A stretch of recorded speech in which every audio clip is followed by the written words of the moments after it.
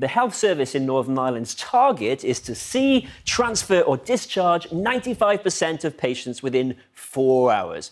Back in 2009, we calculate that just under 9,000 people a month waited longer than that on average. Now, we're going to be comparing different measures in this graph, so let's make that our baseline. Anytime things go below this line, they're better than in 2009. Anytime they go above this line, they're worse than in 2009. Twice as bad, 3 times, 4 times as bad, and so on. Now, by the mid-2010s, the number of 4-hour A&E waits was nearly twice as bad as in 2009.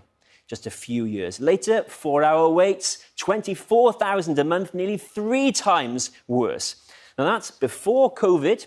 And when the pandemic strikes, there was a slight dip as people stayed away from health services across the UK.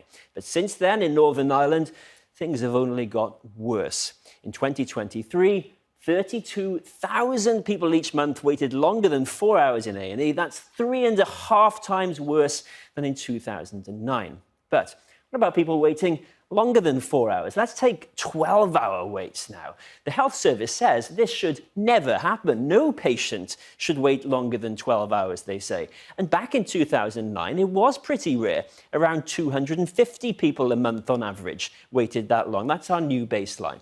Now, we calculate that now more than 9,000 people a month in Northern Ireland are waiting longer than 12 hours in A&E. That's a 36-fold increase in 14 years. So what's causing these extremes? Is it demand? The number of patients attending A&E? That's the orange line here. You can see it actually hasn't risen very much at all, only 10% higher now than in 2009. And Northern Ireland's Department of Health explains that the patients they're seeing now need more serious care. And they also say that social care is a central factor.